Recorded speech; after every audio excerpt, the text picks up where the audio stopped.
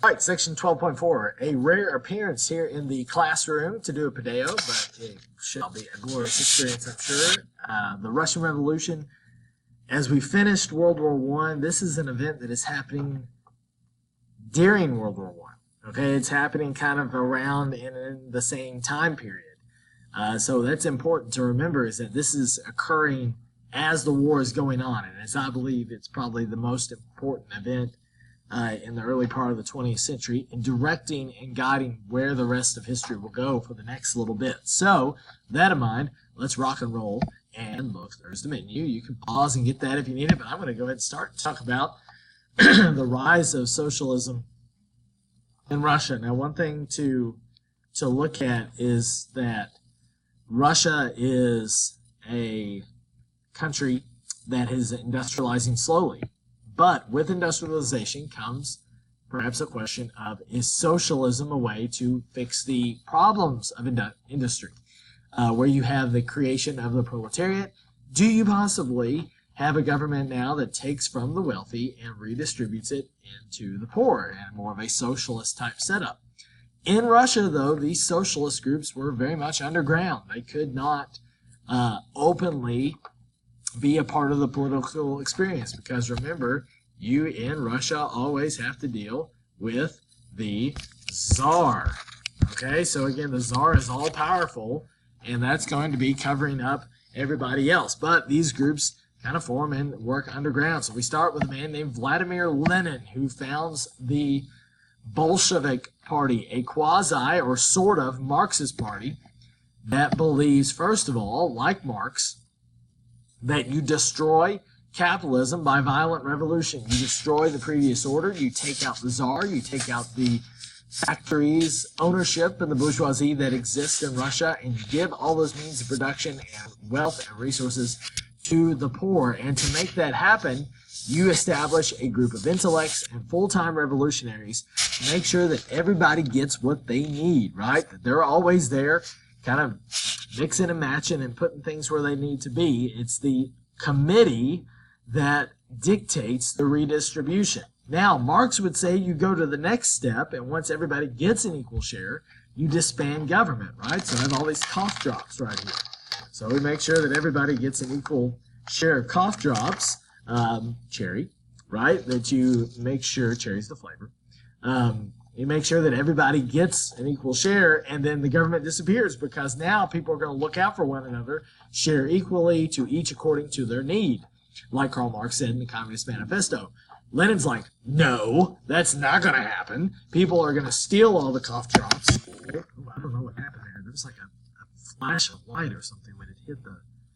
Ooh, I hope it didn't bring that. It was a magic cough drop. I dropped it. I don't know where it went. I'm going to find my magic cough drop. Anyway, Lenin said, hey, they're not going to share, so we've got to be here to redistribute. Okay? He was also assisted by a man named Leon Trotsky. Trotsky is his number 2. And, of course, if you are an Animal Farm fan, which I'm sure all of you are, you'll remember the name Trotsky. The Mensheviks are another small socialist group that look to institute changes through democratic reform. So think the SPD in Germany. Think Bernie Sanders.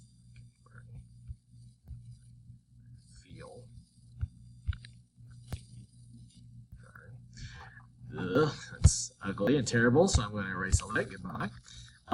But yeah, they're looking to make changes through democratic reform. Now, I bring these groups up to you to say that in the future they will come back and they'll be important, but here in the first half of the PDEO, up until the fall of the Tsar, they are not relevant because they are not legal, and they are basically been driven underground, and the Tsar controls things. So now, what problems exist for Russia pre-World War I? Can I start a list? There are several.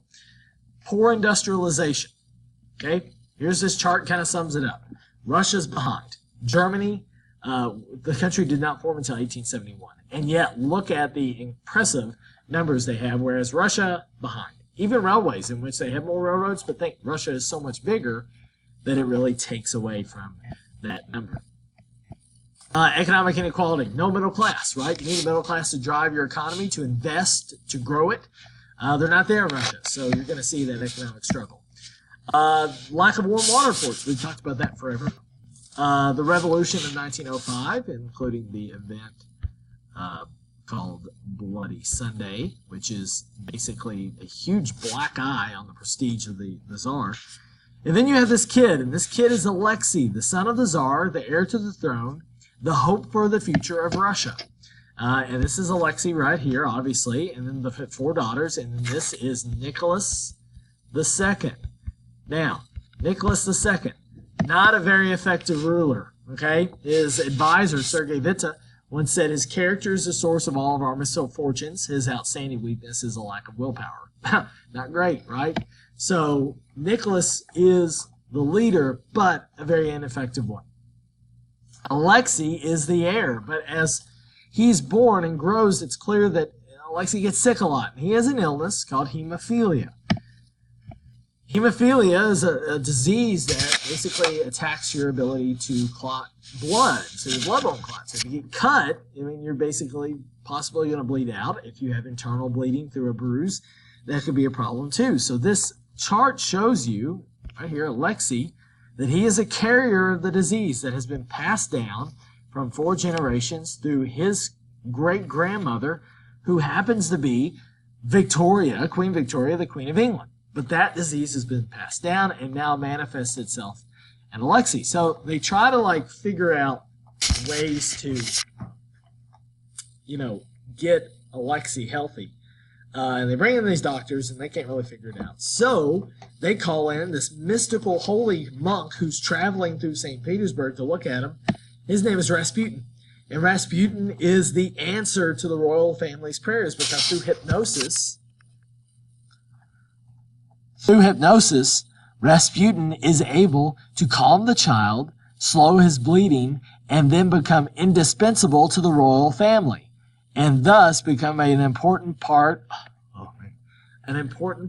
of the court. Okay? He's not going to go away anytime soon, because Alexandra, the mother of Alexei, the Tsarina, knows that he is helpful to healing Alexei. Now, nobody knows about the hemophilia, so no one really knows why this guy keeps hanging around court. And people start to assume, the Tsar's watch, So there's whispers that he is there in an improper role, and some of the nobles seek to eliminate Rasputin's influence by eliminating him. And that is a story in which in class we talked about. And perhaps you could YouTube the death of Rasputin. It is a fun story. Not that fun that man died, but you know what I'm saying. Anyway, the war is terrible. World War I has started, and Russia is not doing well. There are mass demonstrations in St. Petersburg in early 1917. We have food shortages. We have lack of clothing, materials, basic materials. Women are starting to riot. It's a story we've seen before. And soldiers are revolting at the front. Russia is going into the toilet. So to answer to that and to try to fix problems, Nicholas will abdicate on March 2nd, 1917. He will quit. He will abdicate the throne. And by doing so, gives up his claim. And the Romanov family, the Romanovs, are out. For the first time in 350 years, they will not be the czars and leaders of Russia. Now, when Nicholas quits, his family is placed on house arrest. But the question is, with this abdication and what becomes known as the February Revolution, who's going to be in charge now? Because some wanted Alexis to go in charge, but the Tsar cancels that. He doesn't want Alexis to be threatened for his health.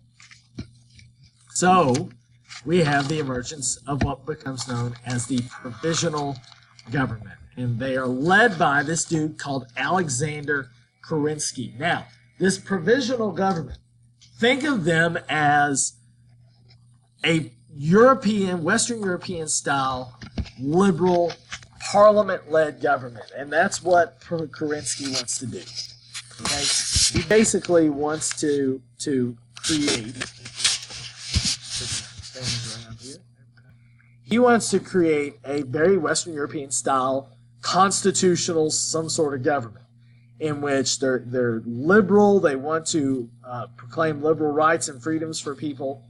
Kerensky's ahead of this, and it's the provisional government. So it's basically what was the Duma, if you remember, the legislative presence for the Tsar. The Duma, with really no power, but the Duma is going to morph into what is called this provisional government. But here's the key. They are pro-World War I. They stay in the war. And a lot of people do not want that because a lot of the problems that are existing in Russia are there because of the war. So they stay in the war as an assist to Britain and France, those other liberal countries fighting against the Germans. Remember, two-front war, right? You want to keep opponents on both sides. But then you're going to have the opposition develop, and that's what's called the St. Petersburg Soviet. And a Soviet was a group of workers, a workers' council that had developed an opposition to the Tsar and an opposition to the socialist government, or to the provisional government. And there is going to be a very high Bolshevik presence on this Soviet. Excuse me. This is going to be very much bottom-up rule here, because these are the workers wanting to give their perspective on the way things were going. And they wanted out of World War I. So this Soviet begins to get a lot of influence, and there are a lot of friendly Bolsheviks or people friendly to the Bolsheviks on that Soviet. So the war continues, and this is kind of a cool story, because this is one of the things that the provisional government does. They start the Battalion of Death. Battalion of Death. And the Battalion of Death was made up of all women. And what they were trying to do is to have this all-women army fight for the provisional government and for Russia in World War I, and hope to shame the men to fight harder, because here's these women like kicking tail, and they go out and they try to do this. And what's fun about this picture is right here, this is Emmeline Pankhurst of suffragette fame. She goes to Russia to visit this Battalion of Death as they're created, to try to give morale and hope to the Russian people and to shame the male soldiers to fight harder. That's great. They have success. They do well. It doesn't work. Because Vladimir Lenin, who had been exiled out of Russia, returns to Russia in April of 1917. Again, this is 2 months after the Tsar is overthrown. Germany actually sends him back because they're hoping that Mr. Lenin, when he gets there, would cause some trouble, and that he would get Russia out of the war. And, well, guess what? It's going to happen. Because by October, with Lenin making these huge speeches about giving all power to the Soviets or to the workers' councils, getting out of World War I, he is going to become more and more popular. The provisional government, which has kept Russia in the war, loses it, and by October, the Bolsheviks will take over. And they take over and gain support with a very simple message. Peace out of World War I. Land to the peasants. Bread to eat. Peace, land, and bread. And Lenin is promising a new Russia, one with equality, one with financial security, and one with peace. And that the old order, which had led Russia into this war, would be overthrown, and you put Lenin and the Bolsheviks in charge to redistribute and rebuild Russia. And it's a popular message at this time where Russia's been in the war for nearly 3 years, and they want out. And by October, they're basically leaving, because we have the second revolution that year, the October Revolution, which puts the Bolsheviks in charge. Kerensky runs, he's out, the provisional government is dissolved, and as said, and as stated in his speech, all power is given to the Soviets. In fact, here's a little bit of Lenin's message. So it's a speech after the overthrow of the provisional government in the Winter Palace, which is the Versailles of Russia, if you will, November 1917. We shall have a Soviet government without the participation of the bourgeoisie of any kind. The oppressed masses will themselves form a government. So again, bring the bottom up with him in charge to redistribute. Enough playing with the capitalists. We will go with the workers. We will wipe out the private property of the landowners. And we have learned now to work together. Long live the worldwide socialist revolution. Get out of the war, redistribute, raise up the bottom, destroy the top, and establish a new socialist revolution in Russia. Well, that's exciting. So what does he do? Okay, what does Lenin do after taking over? The government is controlled by a committee to redistribute wealth. It's what he said would happen. It's what he's trying to do. Here's the committee, this Communist Party of 1917. Some interesting faces here. Lenin. Where's Trotsky? Where is he? Where's Trotsky? There he is. And then can you find him? Can you find a young Joseph Stalin? Okay, it literally says the words, J. Stalin. I'll let you look. Also, it tells them that this is interesting because for what happens later, cause of death, which again, Stalin. The Soviets, the workers' councils will rule the factories. The bourgeoisie, you're gone. All right, some killed, some flee, some run. But the Soviets, the workers' councils, will rule the factories. Here's kind of a big thing. End of World War I, the Treaty of Brest-Litovsk. We'll look at a map here in a moment to establish that. And the government is going to go to Moscow, away from the Romanov capital of St. Petersburg, and back to Moscow where it was once upon a time. However, through these changes, you start to see opposition to the Bolsheviks. Some people don't like these changes, especially those who are monarchists, especially those who are middle class, liberal, bourgeoisie. They're not a fan. Not shocking, right? Here's that treaty I talked about, the Treaty of Brest-Litovsk, where all of this land, I guess a little bit more down here, which had been Russian, because they surrendered to the Germans, they give up all this land. So all of that Russia had, they give up. And for Lenin, that's no big deal. He believes that this socialist revolution will take over everywhere eventually anyway. So if Russia loses land now, who cares? Right? But if you are someone who wants to cling to the past of old Russia, this is awful. This is like the U.S. like giving up California and Texas. I mean, and Rhode Island. Like, what would we do without Rhode Island? We'd have one less island and road. So, I mean, it's a big loss. And there's a lot of people, like I said before, that are going to not like these changes, which leads us to civil war. You will have two sides. You'll have the Bolsheviks, who will become known as the Reds, and then you have the Whites, which is basically everyone else, including foreign troops, which arrive looking to defeat the Bolsheviks and reestablish a government which will get Russia back in the war. This war is terrible. The Bolsheviks institute war communism, a type of total war in which everything, all materials that exist, all factories are pointed toward winning the war effort. Okay, again, a total war concept, something that we discussed in 12.2. There he goes. And as this civil war develops and as it goes on, the threat to revert to a pre-Bolshevik, indeed a pre-provisional government time, the conservative era, that threat remains unless the royal family is eliminated. And in 1918, I believe, while held in a prison in Siberia, the Tsar, the Tsarina, the four daughters, Alexei, tutors, doctors, even the family dog, are murdered in a basement, dumped in a shallow grave, and forgotten to history. And with that comes the death of the Romanov dynasty. Russia will not go back. It can only go forward at this point. And it is one of the saddest, I think, emotional and saddest events in all of European history is this family, which is killed. And it's a much more, I think, even tragic event than in the French Revolution with the death of Louis XVI and Marie Antoinette.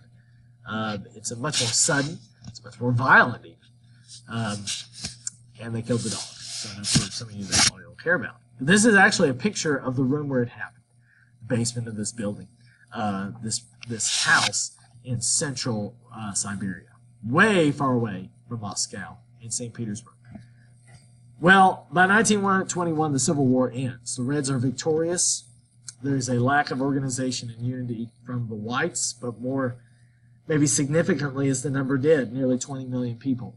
Adding to this World War I, 20 million people are killed and are dead due to these wars and the crises that come from them.